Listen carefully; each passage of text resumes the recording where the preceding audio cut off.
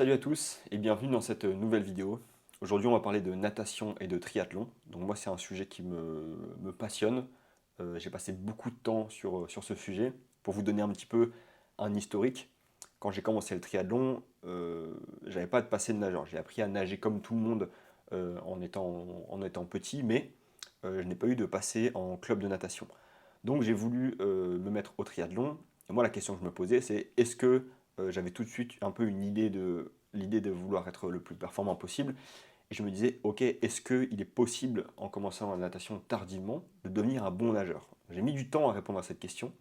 J'ai mis du temps avant de comprendre tout cet environnement. Au fur et à mesure des années et quand ma carrière de coach a commencé, j'ai toujours consommé énormément de contenu à ce sujet-là. Comment faire pour devenir le meilleur nageur possible sans avoir de passé de nageur, ok? Comment faire pour, quand on n'est pas forcément doué pour ce sport, essayer d'optimiser au maximum son potentiel. Bref, c'est un sujet, moi, qui me parle énormément. Dans cette vidéo, je vais vous demander, bien sûr, de bien écouter ce que je dis, ok, de ne pas transformer mes propos. Pourquoi? Parce que dans le milieu de la natation, on a souvent, pas forcément des coachs, mais des nageurs qui sont biaisés par leur vision. C'est-à-dire qu'ils ont une vision du nageur, de la natation en club, et on va voir que c'est un contexte bien différent, et peut-être de leur passé de nageur et du fait qu'ils ont passé 10 ans dans un bassin, 15 ans dans un bassin très jeune, et que du coup, ils ne comprennent pas la réalité du triathlon. Donc, on va d'abord parler de tout ça pour bien comprendre. Alors, première chose déjà, on va parler du contexte de la natation en club. Pourquoi? Parce que c'est souvent l'exemple qu'on va prendre quand on veut progresser en natation. On va regarder comment nagent les meilleurs nageurs, on va regarder comment ils s'entraînent, sauf que, de mon point de vue, c'est une erreur, je vais vous expliquer pourquoi. Donc déjà, pour comprendre comment ça se passe dans un club de natation. On va avoir des enfants qui commencent à nager et qui vont potentiellement intégrer le club de natation. Donc on va avoir beaucoup d'enfants. Au début, on va avoir une base, une pyramide qui est très large. Ensuite, ces enfants-là, donc ils vont apprendre à nager. Et ce qui va se passer, c'est que naturellement, comme tout sport, les enfants les plus doués pour ce sport vont être amenés à poursuivre plus longtemps, vont plus accrocher, ce qui est logique parce que c'est plus valorisant pour eux. Donc ça, c'est tout à fait normal. Ensuite, on en a d'autres qui ne sont pas forcément doués pour ce sport, qui n'accrochent pas, qui vont partir. Donc notre pyramide va s'étoffer et on va naturellement avoir de plus en plus de densité de performance des athlètes, enfin des jeunes de plus en plus forts et de moins en moins d'athlètes un peu moins forts.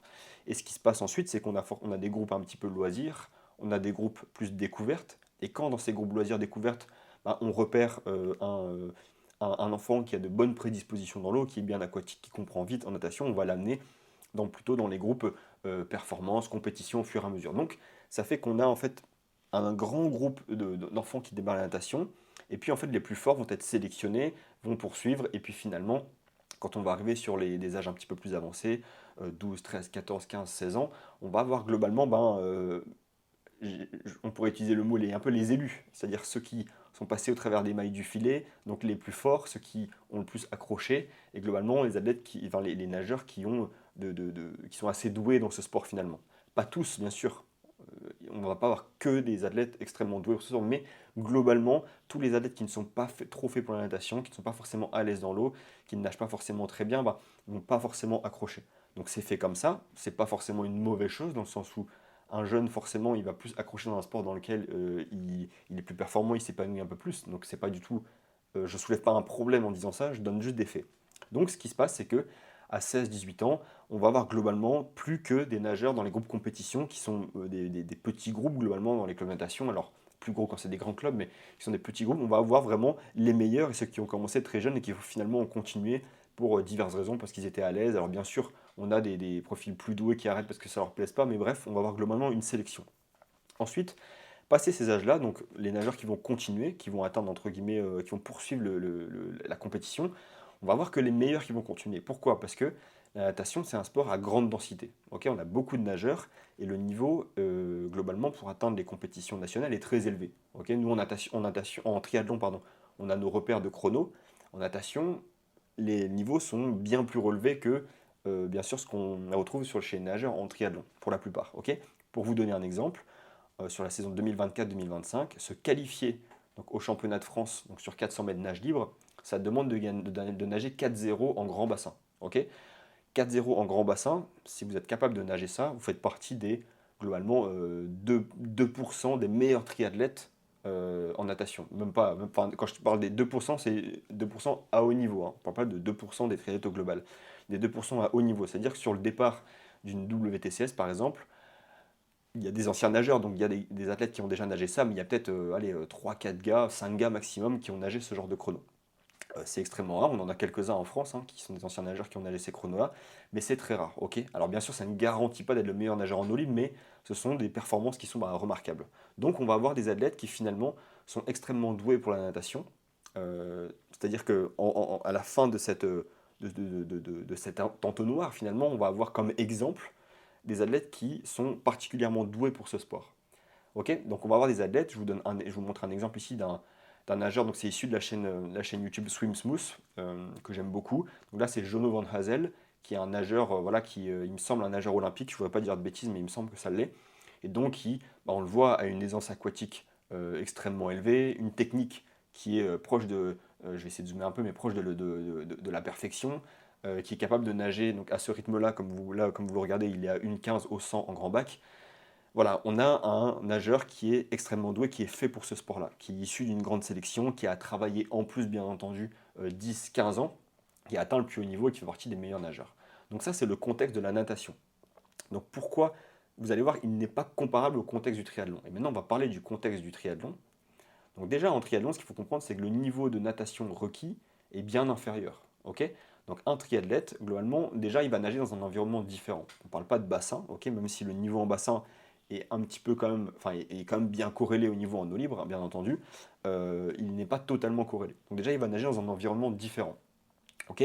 La deuxième chose, c'est que peu importe ses qualités de base en natation, si jamais il veut faire du triathlon, ou si jamais c'est un très bon coureur, très bon rouleur, et que pour atteindre le plus haut niveau, il doit passer ce cap en natation, il n'a pas le choix. Donc doué ou pas pour la natation, il va devoir trouver, lui et ses entraîneurs et son équipe, les solutions pour atteindre le niveau requis en natation. Et ça, c'est toute la différence en natation. C'est-à-dire que en natation, ben, finalement, ceux qui sont un peu moins bons, ils vont soit arrêter d'eux-mêmes, ou bien ils vont arrêter à l'arrivée des études parce que bon, ils n'auront pas forcément d'intérêt à continuer. Et les seuls qui vont continuer un peu plus longtemps, c'est ceux qui ont un très bon niveau. Ok, globalement, la natation est un sport à maturité précoce, donc arrivé à l'adolescence, finalement, les bons nageurs, mais qui ne sont pas au plus haut niveau, vont globalement arrêter, du moins arrêter la compétition. La différence avec le triathlon, c'est qu'on n'a pas le choix. Ok, moi, si un athlète vient me voir, je vous donne un exemple totalement fictif, mais pour vous donner un exemple, il nage 28 minutes, il court pardon, 28 minutes sur 10 km. Il est capable de rouler 1 heure à 5,5 watts par kilo. Par contre, en natation, il n'a pas les qualités aquatiques. Voilà, il va falloir trouver des solutions. Il n'a pas une technique très académique.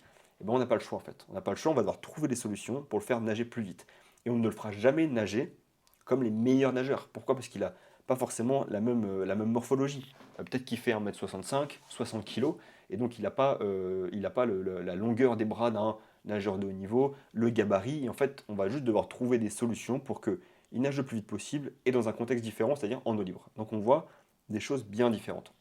Et en termes de niveau de performance, on est bien loin du niveau requis en natation. C'est-à-dire qu'en triathlon, un triathlète qui nage entre 5 minutes et 6 minutes au 400 mètres, ça va être globalement un bon amateur. Il va sortir dans les 5 premiers pourcents des triathlètes sur les compétitions amateurs et même avec potentiellement quelques élites. Le triathlète qui va nager 4,30, 4,40 au 400 mètres, il va commencer à approcher le niveau élite. Ça veut dire que s'il se débrouille bien en eau libre, il va pouvoir bien se placer sur des grands prix de deuxième division. Peut-être il sera dans des 2 3e packs dans des compétitions de première division, donc sur des grands prix de D1.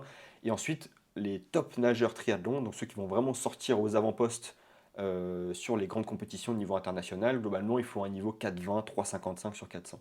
Alors bien sûr, on va avoir des exceptions, on va avoir des athlètes qui transfèrent très bien en eau libre et qui ne sont pas forcément très bons en bassin et vice-versa. On va avoir des triathlètes pardon, qui nagent 4,0 ou 400 mais qui ne transfèrent pas forcément très bien et qui font que en eau libre après c'est pas les meilleurs. Bref, doué ou non pour la natation, le triathlète il doit réussir à nager le plus vite en libre et il n'a pas le choix. Et il doit faire avec ses qualités.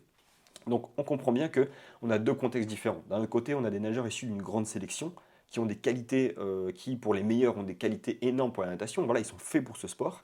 Et de l'autre côté, on a des triathlètes qui sont pas forcément très bons en natation, auxquels on ne demande pas forcément le meilleur niveau, mais qui n'ont pas le choix et qui vont devoir trouver des solutions pour nager le plus vite possible. Et ça, c'est deux contextes qui sont pour moi bien différents.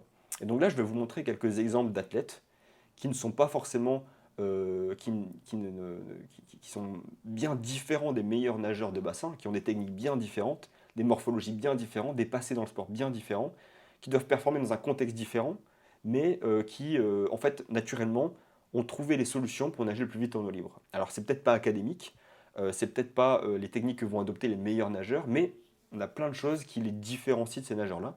Donc, en fait, eux, bah, ce qu'ils ont fait, c'est que naturellement, avec le temps, peut-être qu'ils ont eu aussi des entraîneurs qui leur ont donné les clés des grandes bases en natation et qui leur ont laissé de la liberté pour s'exprimer. Et on a des nageurs qui ont développé des techniques qui sont voilà, pas académiques, mais qui leur permet de nager extrêmement bien en eau libre et de sortir très bien sur les compétitions internationales. Donc je vous ai mis plusieurs exemples.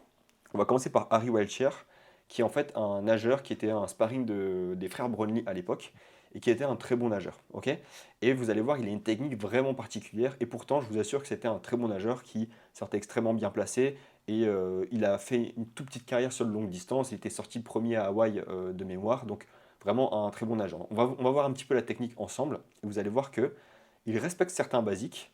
Donc en fait, il est aligné dans l'eau, il a des trajectoires sous l'eau qui sont bonnes, mais vous allez voir des particularités techniques voilà, qui sont vraiment différentes de ce qu'on a l'habitude de voir. Donc, hop, je vous mets la vidéo. Donc là, on voit vraiment un nageur voilà, qui clairement a les bras quasiment tendus, voilà, qui est très volatile, et donc il n'a pas le style du nageur de bassin classique. Et pourtant, ben, cet athlète-là, il sortait vraiment dans les premiers sur des compétitions de niveau international. Ok, et donc là, on voit ce qui se passe sous l'eau. Bon, bah, on voit que l'alignement il est plutôt bon, la respiration bah, il sort beaucoup la tête, mais ça correspond bien à ce qu'on retrouve en eau libre, aux besoins de l'eau libre. Ses trajectoires sont bonnes sous l'eau, donc finalement même si c'est pas académique, bah, on comprend pourquoi il est performant en eau libre. Hein, ok, donc voilà. Ensuite on a Marc Devet, qui est un athlète donc, qui est sur le circuit actuellement, qui est hongrois de mémoire, et qui clairement sort quasiment tout le temps premier ou dans les premiers. Et vous allez voir qu'il a une technique vraiment peu académique, mais c'est pareil, il sort... en fait, je pense que n'importe quel coach de natation assez réputé, le vrai nager en bassin, dirait... Ouf, enfin, il aurait, je pense qu'il aurait un peu chaud, là, il transpirerait un peu, il serait pas trop à l'aise, et pourtant ce gars-là, ben, il nage, il est capable en fait, de nager plus vite que des gars qui valent peut-être 4,05 sur 400 mètres en bassin. Probablement qu'il ne les fait pas les 4,05 en bassin, mais en eau libre, il a un transfert incroyable. Et pourtant, sa technique, vous allez voir, elle est vraiment hors du commun. Donc là, c'est le premier athlète qui est là. Donc vous voyez comment il sort la tête, comment il tape les bras. Et en bassin, il nage de la même façon. Donc là, on a vraiment des profils bien différents. Et là, on le voit un petit peu aussi devant. Alors les vidéos sont un peu petites, je ne sais pas si vous verrez bien, mais vous pouvez aller voir sur son compte Insta ou fouiller un petit peu. Vous verrez que c'est un nageur qui a une technique tout sauf académique. Autre exemple qu'on a, c'est l'exemple de Lucie Charles, finalement, qui est une très bonne nageuse de bassin également, puisqu'elle a nagé 16,35 sur 1500. Donc ça fait une 6 au 100. Je pense que vous pouvez mesurer un petit peu le niveau de la performance. Et pourtant, elle a une technique qui n'est pas forcément très académique, très volatile, très grosse fréquence, et qui fait qu'elle est aussi une très bonne nageuse d'eau libre. Donc là, hop, je vous ai mis un petit extrait vidéo. Donc on voit clairement des bras quasiment tendus, une tête qui sort beaucoup de l'eau, une énorme fréquence. Et pourtant, je vous assure que, vu son niveau natation, elle pourrait sortir dans le premier pack sur beaucoup de courses pro longue distance chez les hommes. Elle a un niveau qui est vraiment très important en natation. Donc on voit en fait déjà trois profils là, et trois techniques de nage complètement différentes. Donc on voit qu'on n'est pas du tout sur la technique de nage classique. On a l'impression qu'on regarde en fait quand on essaie de bien nager ou quand on va regarder les vidéos de Ian Thorpe ou Sun Yang, par exemple, les grands nageurs de l'époque du 400, qui sont très grands, qui font peut-être 90, peut-être même 100 kilos, j'en sais rien, mais qui sont très lourds, très puissants et qui sont extrêmement doués pour ce sport. Bah non, on est bien différent de ces techniques-là, on est sur des athlètes un peu qui sont pas communs, mais qui n'ont pas de qualité extrême en natation et qui doivent être bons en eau libre. Donc là, on a un autre exemple. J'ai pas trouvé beaucoup de vidéos de lui en bassin. C'est dommage parce il a vraiment une technique très volatile également. Donc Alistair Brownlee, qui est double médaillé olympique. Donc là, vous le voyez juste devant vous. C'est pareil. Là, on comprend bien que dans ce contexte-là d'eau libre, où ben, ça remue dans tous les sens, on est dans les pieds pour bénéficier un peu du drafting. Bon, bah, le petit retour de bras avec le coude bien cassé, la petite entrée de la main avec les doigts qui rentrent en premier. Oui, bien sûr, c'est important de savoir le faire, mais c'est pas la spécificité de la course. Ok, c'est pas, on va avoir besoin d'être capable de sortir de ça. Et le dernier exemple que j'ai pris, c'est l'exemple de Lionel Sanders.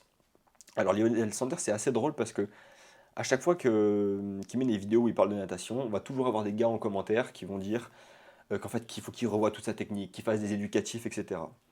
Mais ce que ces personnes-là en commentaire ne comprennent pas, bon déjà, ils ne sont pas entraîneurs et on comprend tout de suite quand on voit ce genre de commentaires. Pourquoi? On se doute bien qu'un athlète comme ça, qui est passé très proche de gagner le championnat du monde Ironman à Hawaï, en fait, a tout mis en place, s'est entouré de gens pour progresser en natation. Ok. Et on se doute bien que si aujourd'hui il nage comme ça, c'est la suite de pas mal d'essais et que finalement, la solution que lui a trouvée avec son potentiel en natation et ses qualités, ses prédispositions, bah, pour nager le plus vite, il a besoin de nager comme ça.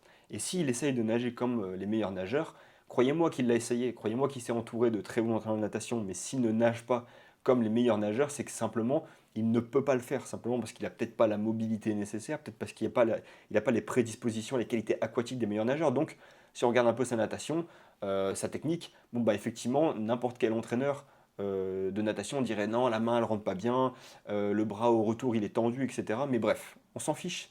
Lionel Sanders, il n'était pas particulièrement bon en natation. Il a essayé de trouver toutes les solutions possibles pour nager le plus vite possible en eau libre, et ça ne l'a pas empêché de nager un paquet de courses. Mais c'est un contexte totalement différent du nageur de bassin, donc on ne peut pas comparer. Donc voilà un petit peu ce qu'on voit en termes de technique dans le triathlon, la vérité du triathlon. Et on comprend bien qu'en fait c'est simplement un contexte totalement différent et des individus qui ont des profils complètement différents.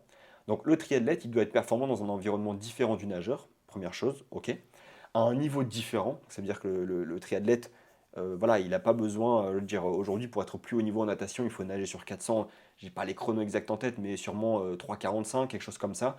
Le triathlète, il n'a pas besoin d'atteindre ce niveau-là. C'est-à-dire que pour être performant, pour gagner des courses, il n'a pas besoin d'atteindre ce niveau-là. Donc il n'a pas besoin de ce potentiel-là. On est sur des contextes différents. Et donc, peu importe que sa technique soit visuellement propre ou non, ce qu'il faut, c'est qu'il trouve les solutions pour nager le plus vite possible. Et pour ça, effectivement, il va respecter les basiques de la technique, mais il va aussi écouter, entre guillemets, les possibilités que lui offre son corps et ses différentes prédispositions. Et donc, pour certains, nager les bras quasiment tendus de manière assez agressive, ça va être plus efficace que certains nageurs qui nagent avec une technique très souple. Ok. Parce que c'est des contextes différents, c'est des profils différents. Donc, le triathlète, il n'a pas la génétique des meilleurs nageurs mondiaux. Ok. Il n'a pas l'amplitude des meilleurs nageurs mondiaux qui sont souvent très grands avec des longs bras. Il n'a pas ça. Ok. Il n'a pas les mêmes caractéristiques physiques et il n'a pas non plus la même génétique. Ok. Donc, ce qu'il faut comprendre, c'est qu'il n'y a pas une seule voie pour être un triathlète qui est bon en natation en eau libre et qui progresse. Ok. Vouloir nager comme. En fait, quand on est triathlète, vouloir nager comme les meilleurs nageurs qui sont issus d'une grande sélection, qui sont particulièrement doués en natation, en fait, c'est un combat perdu d'avance. Vous ne nagerez jamais comme Yann Torp pour 99,99% des gens qui regardent cette vidéo. Vous ne nagerez jamais comme lui, n'essayez pas de nager comme lui, ça ne fonctionnera pas. Ok. Vous n'avez pas sa force, ses caractéristiques physiques, ses qualités aquatiques. Voilà, ça ne fonctionnera pas. L'objectif du triathlète, c'est de nager le plus vite en eau libre et pas de nager beau, c'est de trouver des solutions. Comment on fait, ok. Donc le problème dans tout ça, c'est que finalement, la plupart des triathlètes, au lieu de chercher quels sont les points techniques de base et ensuite se laisser la liberté autour de ces points techniques, la plupart vont chercher à copier une technique. Et c'est vraiment ça le problème. Donc maintenant, on va parler un petit peu de technique. Et pour moi, la première problématique, elle est ici. C'est-à-dire que les triathlètes doivent comprendre qu'est-ce qui est important dans une technique de natation, qu'est-ce qui fait que tu dois pouvoir nager vite, mais surtout pas copier les meilleurs nageurs. Et du coup, on se retrouve avec des athlètes qui cherchent à nager de cette façon-là. Donc, je vous montre la vidéo. Donc là, on a un athlète qui nage extrêmement souple, ok, qui a des temps morts énormes. Là, quand on voit ça, la plupart des gens qui ne s'y connaissent pas forcément très bien en natation et en entraînement, ils vont se dire, ah, il a l'air super efficient. Il a l'air vraiment, techniquement, c'est très beau et tout. Mais est-ce que vous pensez que nager comme ça va fonctionner là-dedans? Est-ce que vous pensez que c'est possible réellement de nager comme notre athlète le fait sur la vidéo dans ce contexte-là? Bon, bah, je vous spoil pas, hein, ça marchera pas. Ça marchera pas, clairement. Et de deux, vouloir nager comme ça, quand on ne fait pas 2 mètres, quand on n'a pas des caractéristiques physiques des meilleurs nageurs, qu'on est grand, qu'on est très aquatique, ça ne fonctionne pas. Et même là, sur ce cas-là, où on voit cet athlète qui se force à adopter une technique très en amplitude. Alors, attention, je ne dis pas que faire quelques 25 mètres en faisant le moins de coups de bras possible, c'est une mauvaise chose, bien sûr. Ça permet de développer quelques aspects techniques. Mais en fait, le problème, c'est de vouloir nager comme ça, en compétition, pendant des séries, etc. Ok. Là, le problème, c'est que notre athlète, quand il nage comme ça, si on regarde un peu plus loin, il a des temps morts énormes dans sa nage. Donc oui, il respecte certaines caractéristiques techniques. Il est aligné, il est hydrodynamique, il a probablement une bonne respiration, mais en fait, il est tout sauf efficient. Ok, on a l'impression qu'il est efficient parce qu'il met peu de coups de bras, mais il est tout sauf efficient parce qu'il a des temps morts énormes. Et en fait, l'efficience n'est pas du tout, ou l'économie en natation n'est pas du tout liée à un nombre de coups de bras par 25 mètres. Ok, c'est pas moins vous mettez de coups de bras par 25 mètres, et plus vous êtes économe. Ça ne marche pas comme ça, on va le voir juste après. Donc pour moi, ce qui est très important en natation, et ce que les triathlètes doivent comprendre, c'est qu'ils doivent bien développer leur base. Ok. Donc la respiration, ça c'est non négociable, il faut bien la développer, être à l'aise dans sa respiration, bien savoir expirer et inspirer. L'alignement, ok, peu importe votre technique, si vous n'êtes pas aligné dans l'eau, ça va poser un problème. Ok, clairement, ça fait partie des bases. Les trajectoires sous l'eau, ok, il y a des façons d'avoir des bonnes trajectoires sous l'eau. Si vos mains partent totalement sur les côtés, ou si vous ne prenez pas d'eau, vous avez des mauvaises prises d'appui, là, ça va poser un problème. Et puis ensuite, on a la fréquence ou le timing. Et tout ça, ce sont des bases. Quand un triathlète respecte ces bases-là, qu'il ensuite il laisse développer son propre style, c'est pas un problème. Le problème, c'est par exemple de vouloir nager comme le nageur qu'on a vu juste avant ici, donc extrêmement souple et relâché et très beau visuellement, sans essayer de nager comme ça, sans comprendre, sans développer bien ses bases. C'est-à-dire que là, notre nageur, il a la respiration, il a l'alignement, la trajectoire, mais il n'a pas la fréquence, le timing, et ce qui fait que ça va poser un problème. Donc, le problème, c'est de chercher la perfection ultime, le style qui est beau. Ok, ça, c'est un problème. Ce qu'il faut pour le nageur, c'est qu'il développe vraiment voilà, ces bases qui vont faire que oui, il va bien nager et qu'il laisse ensuite la liberté à son style, à ses préférences un petit peu en termes de mouvement. Et là, on voit un autre exemple de nageur, donc toujours issu de la chaîne Swim Smooth, qui en fait respecte tous les basiques, mais qui a un style plus volatile, des bras beaucoup plus tendus, un retour de bras beaucoup moins souple, mais qui a un style qui est très bon, qui pourrait lui permettre de nager vraiment vite si l'entraînement suit derrière, qui a des très bonnes trajectoires, un bon timing, bref, il a tout. Oui, visuellement, c'est moins beau que les meilleurs nageurs du monde et qu'un athlète qui nage comme celui que je vous ai montré juste avant, mais je vous assure qu'un nageur comme ça, il peut, voilà, il a tout ce qu'il faut pour être très performant en natation. Et voilà. Donc maintenant, le point sur lequel je voulais revenir, c'est le point des coups de bras par 25 mètres. Alors, est-ce que chercher à nager avec le moins de coups de bras par 25 mètres est une bonne chose? Oui, dans certains contextes. Dans un contexte de travail technique, de volonté d'améliorer sa distance par coup de bras, c'est intéressant. Il y a un intérêt à le faire. Ok. Même si moi je ne l'utilise pas, j'utilise une autre méthode, j'utilise le tempo trainer et des fréquences fixes pour que ce soit, de mon point de vue, bien plus efficace. Pourquoi pas? Ok, c'est pas un problème. Le problème, c'est de vouloir nager tout le temps avec la fréquence la plus basse et le plus de force possible. On a l'impression qu'aujourd'hui, un bon nageur, c'est un nageur qui nage avec peu de coups de bras par 25 mètres. Mais si on regarde bien les nageurs, les exemples que j'ai cités juste avant, si on reprend l'exemple de Lucie Charles, en fait, on voit qu'elle a une fréquence très élevée et probablement des distances par coup de bras qui ne sont pas non plus énormes. Et elle compense juste avec des grosses fréquences et peut-être qu'elle nage 20 ou plus coups de bras par 25 mètres, un peu comme Alistair Brownlee et un peu comme globalement tous les triathlètes que j'ai pu vous montrer dans cet exemple-là. Donc non, pour nager vite, on n'a pas besoin de nager 15 coups de bras par 25 mètres. Non, c'est pas obligatoire, c'est-à-dire qu'on a des exemples, même au plus haut niveau d'ailleurs, hein. Si je prends l'exemple de Laure Manodou, elle nage beaucoup plus que 15 coups de bras par 25 mètres, je peux vous assurer. On a d'autres athlètes aujourd'hui au plus haut niveau, donc un nageur italien dont j'ai plus le nom qui est au plus haut niveau sur 1500, pareil, qui nage beaucoup de coups de bras. Donc le problème, c'est de vouloir, effectivement, c'est un problème de vouloir systématiquement nager avec le moins de coups de bras et le plus de force par coup de bras. On a l'impression que c'est une bonne chose, ça ne l'est pas. Ok. Ici, on a un exemple avec une étude à ce sujet, donc une étude de 2010 qui a analysé l'impact donc, de la fréquence sur la consommation d'oxygène. Donc, pour rappel, l'économie, donc la vraie économie, c'est quel est le coût en oxygène pour une vitesse donnée. D'accord? Ça, c'est l'économie. Un nombre de coups de bras par 25 mètres, ce n'est pas l'économie. D'accord? Nous, ce qu'on veut comprendre, c'est quel est le véritable impact sur l'économie, donc la vitesse et la consommation d'oxygène. Donc là, c'était plusieurs nageurs qui ont nagé à vitesse constante dans un canal à courant. Donc ça peut être un petit biais dans l'étude puisque c'est pas, c'est dans un canal à courant, mais bref, ça reste tout de même très intéressant. Et donc avec plusieurs fréquences. Donc ils nagent à une vitesse fixe, ils essaient de nager avec des fréquences volontairement beaucoup plus basses et volontairement beaucoup plus hautes. Et on voit ce que ça donne au niveau de la consommation d'oxygène. Ok. Donc, ce qu'on voit finalement, c'est que à moins 10% de fréquence, donc avec une fréquence anormalement basse, plus d'amplitude de nage, là, en fait, la consommation d'oxygène, elle monte de 11%. Donc, on est moins économe. On nage moins de coups de bras, mais on est moins économe. C'est c'est la réalité des choses. La perception de l'effort monte aussi. Et ensuite, quand on baisse de 20% la fréquence, la consommation d'oxygène monte de 16% et l'effort ressorti de 30%. Donc on comprend bien que pour une même vitesse, nager moins de coups de bras n'est pas du tout égal à être plus économe.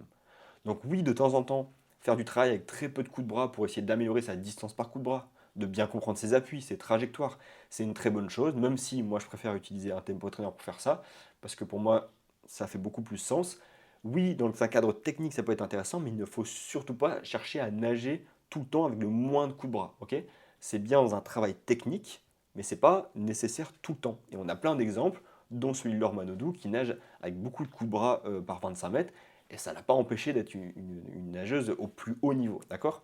donc, donc à l'inverse, sur cette étude, augmenter la fréquence de 10 ou 20%, ça n'a pas vraiment engendré de surcoût énergétique. Ici, on peut le voir, donc quand on était à moins 10, moins 20, ici, on voit une augmentation de la consommation d'oxygène. Par contre, quand on est à plus 10%, plus 20%, on voit une augmentation qui est très peu significative. Donc, ce qui veut dire que pour une même vitesse, si vous nagez avec plus de fréquence, vous n'allez pas consommer nécessairement plus d'oxygène. Donc ça, c'est un bon point pour l'eau libre, parce que pour l'eau libre, le fait d'avoir des appuis qui vont être perturbés par les mouvements de l'eau, des moments où on va moins garder sa vitesse, mettre plus de fréquence, c'est souvent un avantage en eau libre. Donc on voit que finalement, pour une même vitesse, si on est capable de mettre plus de fréquence, ça pose pas de problème en termes d'économie, mais potentiellement en eau libre, c'est intéressant.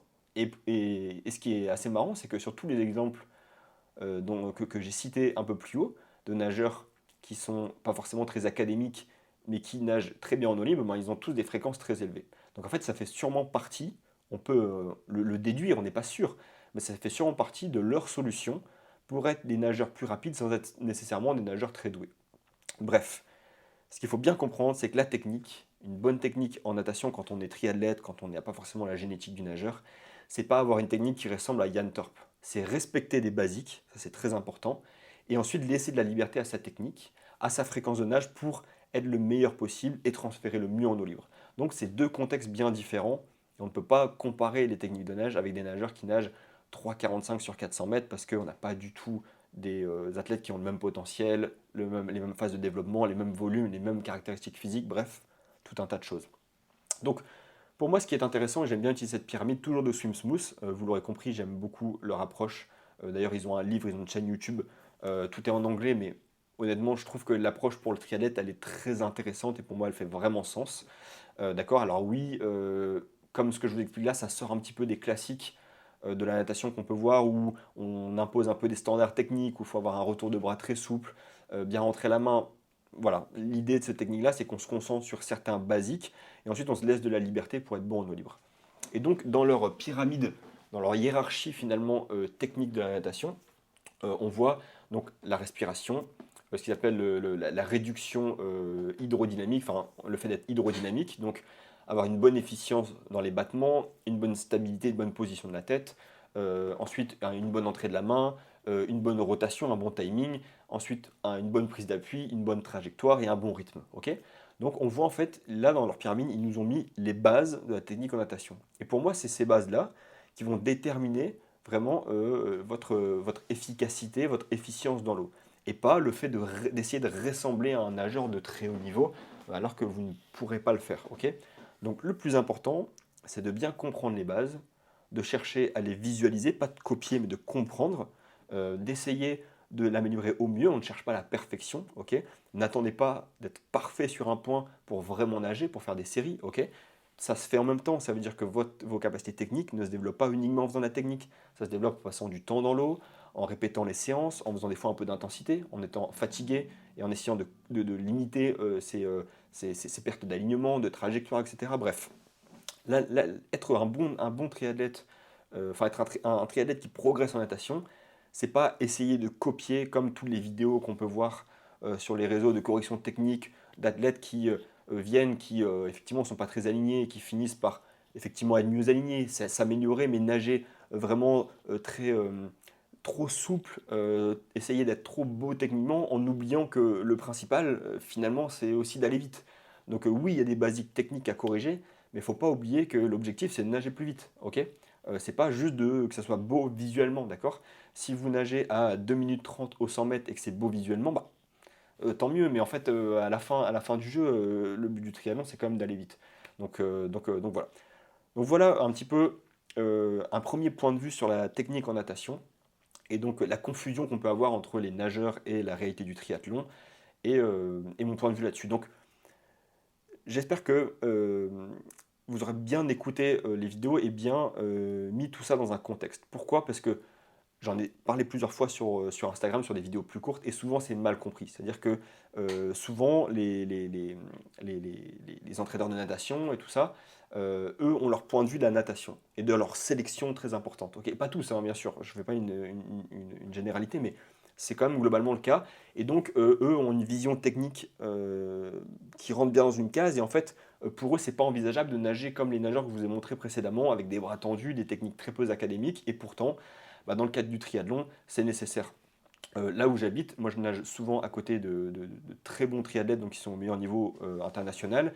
Je vous assure que les techniques ne ressemblent pas à ce qu'on retrouve chez les meilleurs nageurs de clubs de natation. Et pourtant, c'est des nageurs qui, en eau libre, sont extrêmement performants, et même en bassin, sont quand même très performants pour des triathlètes. Donc, il faut bien comprendre deux choses. Ne pas chercher à copier, comprendre les basiques techniques, mais laisser de la liberté pour progresser. Quand on est triathlète, on n'a pas vraiment le choix et on doit faire du mieux qu'on peut et on ne doit pas essayer de nager comme les meilleurs nageurs au monde. Voilà.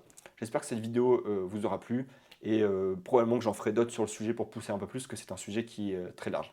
Merci d'avoir écouté la vidéo et à bientôt.